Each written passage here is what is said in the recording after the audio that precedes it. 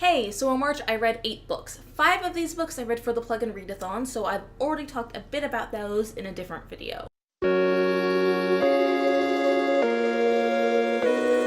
First genre, comics. I read volumes 1 and 2 of Check Please by Ngozi Ukazu. This was a reread for me, but I had a really great time because it's a super enjoyable story, and I loved seeing Biddy's first 2 years of college as he learns to accept himself for who he is, and he comes out as a gay man, and he sort of faces his fears of getting checked in hockey, although maybe not the most effectively at first. He is just generally growing into a better version of himself, which still embraces the best parts of him and his empathy and encouragement that he gives to other people and just general enthusiasm. I really love Check Please, and maybe that's because the story has a little bit of something for everyone, but specifically was maybe made for me. The story has sports, a same-sex, slow-burn romantic relationship, Beyonce, baking, and the internet. It is a perfect pick-me-up, which is why I am giving it a rating of 5 out of 5 pies. Next genre, young adult fiction. I read 4 YA books in March because it's my favorite genre, and I thought I only read 3 books when I wrote the script, but I was wrong.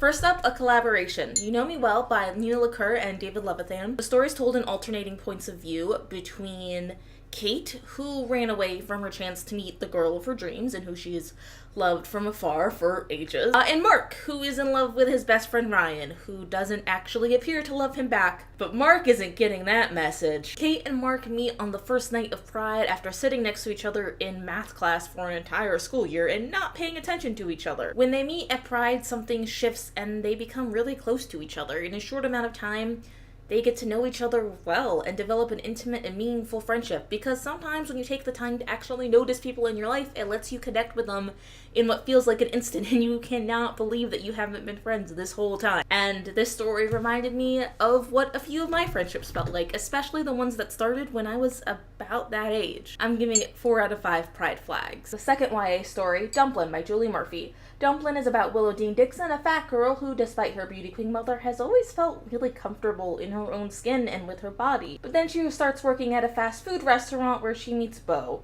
who she likes, and who likes her back, and everything is fine and perfect, except the relationship starts to make her feel insecure. So she does the scariest thing she can think of to get her confidence back: entering her mother's beauty pageant. The book was quite a bit longer than I thought it would be, and had a few surprising subplots along the way. It's a sweet story, but it wasn't really for me. I'm probably never going to reread Dumplin', but I will give its sequel a chance. I'm giving Dumplin' 4 out of 5 tiaras. I forgot to include this one on the list, but I read 11 Thumps and the Gateway to Foo. It is the first of a series that I've read 4 or 5 times now. I downloaded the audiobook because I thought it would be comforting, and I loved it. I loved that I fell asleep to the book and woke up at some points during a road trip and knew exactly where I was in the story and who was around me. And the audiobook wasn't actually very good. I think I prefer actually reading it. It's a really fun coming-of-age fantasy story about imaginations and dreams and fulfilling your destiny even when it's kind of scary to do so and you don't actually believe that you have a destiny. It is also published by Obert Sky, who is the same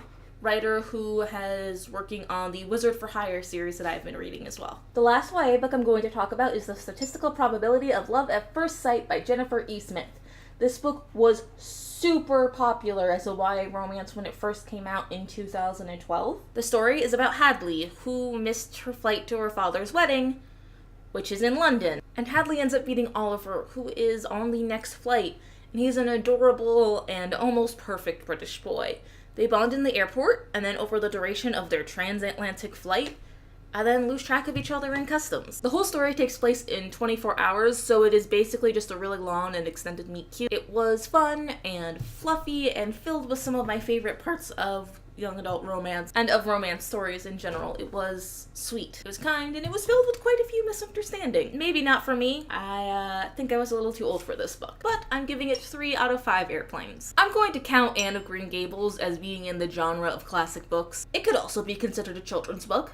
It could also be considered part of young adult fiction, but I think of it as a classic, so it is a classic book for our purposes. And I'm honestly in love with the idea of Anne Shirley, a young orphan who is clever and imaginative and who is worried about being perceived as ugly and is afraid of her adoptive family sending her away.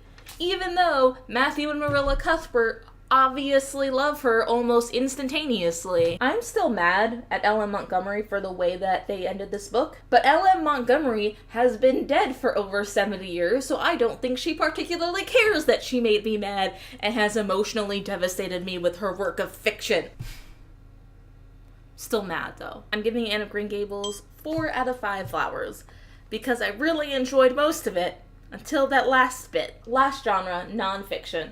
I only have one book in this category, and it is Amy Poehler's memoir, Yes Please. I found Yes Please to be funny and thoughtful and filled with personal stories about drugs, sex, and comedy, and friendship, and parenthood, and knowing when to be serious and how to apologize, and it was really good.